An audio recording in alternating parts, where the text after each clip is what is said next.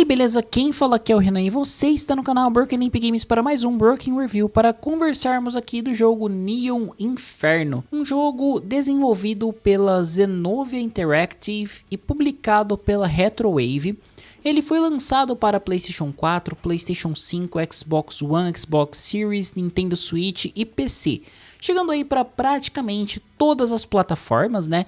Ele é um jogo que esteticamente e mecanicamente ele é bastante curioso, porque ele traz aquela essência do que a gente conhece dos jogos arcade, inclusive trazendo elementos de jogo como Contra, por exemplo, que utilizava também o fundo da tela e não só o patamar 2D, então o personagem por si só não tinha profundidade, mas os inimigos sim, e a gente vai conversar disso durante a review.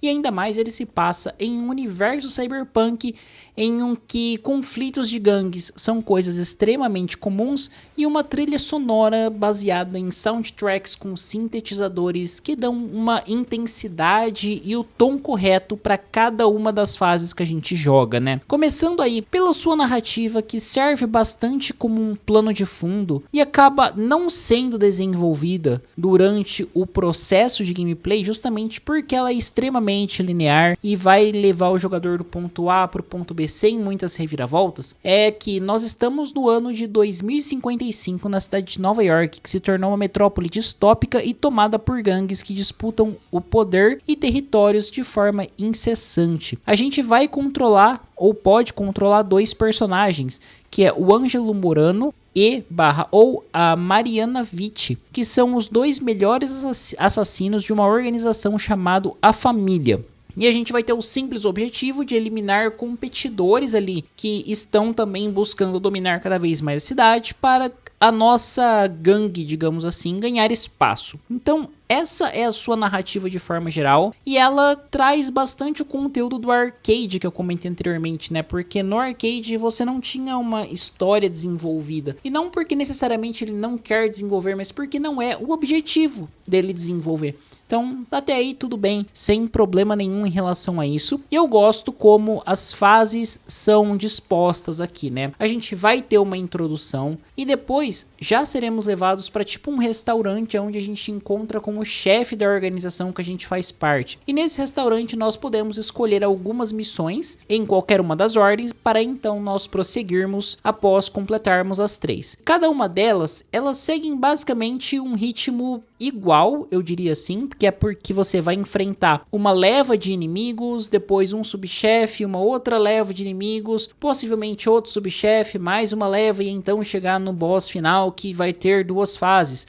Uma que vai ser uma máquina gigante, outra que vai ser ele em pessoa. Isso alterna, porque tem chefes que você vai enfrentar primeiro o personagem, aí ele vê que tá perdendo e vai para uma máquina gigante e aí você vai ter a barra de vida dele, ou você vai começar enfrentando a máquina gigante para depois enfrentar a pessoa. Então muda a ordem, mas não muda o resultado, sabe? Então não tem tanta dificuldade em entender como que é a progressão do jogo. Entre as fases, no bar, a gente vai ter acesso a algumas melhorias que a gente pode fazer, que vai, por exemplo, aumentar a carga da nossa arma, nossa velocidade, danos e etc. Então o jogo ele traz esse benefício para o jogador de poder ir melhorando ao longo do tempo, né? Então a gente combina isso com a narrativa e vai ter uma gameplay bastante direta ao ponto, que é, entrou na fase, vai buscar o seu alvo e acabou. E agora eu acho que a gente já pode passar para a parte da gameplay, que é onde eu acho que a gente vai poder discorrer mais coisas. Para começar, de uma das partes que eu mais gosto da gameplay é a parte de que você vai ter a questão de não só atirar incessantemente nos inimigos, mas você também tem a possibilidade de reflexo, porque o seu personagem ele vai ter o tiro da arma convencional, só que ele também tem um ataque corpo a corpo. E desse ataque corpo a corpo, por exemplo, um drone te atacou, você pode usar o ataque desse drone para acertar outros inimigos. Então essa parte do reflexo é bastante interessante. Outra coisa que eu acho que acaba destacando esse jogo de outros jogos que buscam trazer elementos arcades é a questão de trazer inimigos também na parte de trás da tela, né? Como eu também falei na introdução, a gente não vai ter um jogo 2.5D que o personagem acaba navegando entre as dimensões do cenário, mas ele vai sempre navegar no 2D, atirando para a esquerda ou para a direita. E quando aparecer inimigo do fundo, você aperta um dos gatilhos e a sua mira vai para a parte de trás da tela. Isso é bastante interessante e eu acho que traz um diferencial legal e soma positivamente ao jogo quando a gente pensa em que a proposta do jogo é ser uma coisa caótica e porra, ela consegue ser uma coisa extremamente caótica. Ter diversos inimigos que muitas vezes vai ser muito mais uma variação visual do que uma variação de habilidades mesmo, né? Porque a gente tem várias gangues, então tem o drone da gangue X, o drone da gangue Y, os cachorros da gangue X, os cachorros da gangue Y. Então você vai ter uma variação muito mais de visual do que de mecânica desses inimigos. Os chefes são bacanas, não tenho nada a reclamar deles, são bem legais as batalhas dos chefes, mas aí essa parte de você utilizar o cenário como um fundo, também como área de combate, eu tenho um pouco de problema com isso. Não é nem pela questão do caos causado ao cenário, que nem eu já falei, isso me parece tudo muito proposital, só que é a questão de que você tem que ter uma diferenciação visual para saber aonde você mira. Então,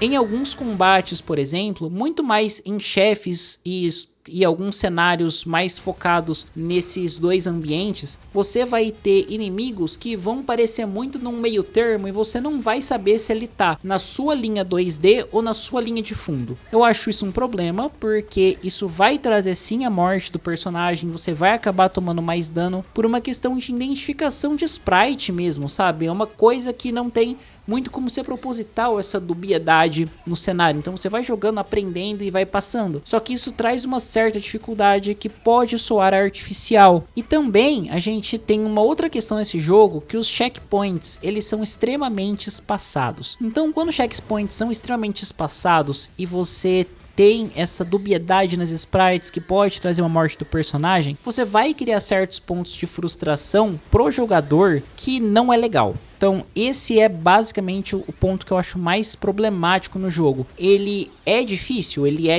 tem uma dificuldade bem razoável e que vai te desafiar. Ele não é longo, mas você vai jogando e vai superando os cenários a partir de memorizar onde estão os inimigos. Só que essa dubiedade em sprites, eu acho que é chato, sabe? Você fazer uma coisa mais clara nesse aspecto não ia diminuir a dificuldade do jogo e ia funcionar melhor mecanicamente, né?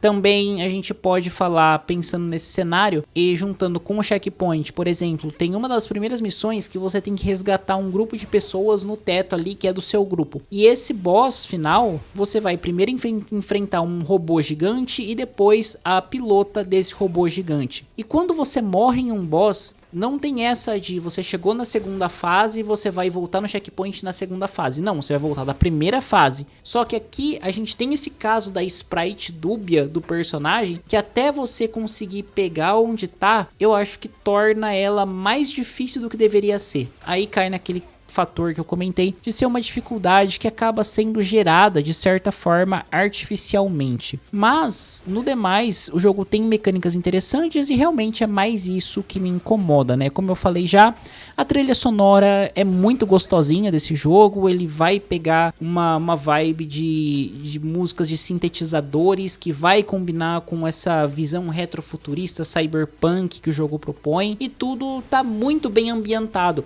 E dentro de um gênero que a gente pode considerar cyberpunk com diversos elementos em comum, o jogo ele traz características visuais, estéticas e mecânicas que conseguem diferenciar ele de outros do gênero. Dentro do próprio cyberpunk, se a gente pensar em jogos indie cyberpunk 2D, roguelike ou arcade, bem como dentro do que a gente pensa de um jogo arcade. Então é um bom jogo, é interessante, tem esses problemas? Tem.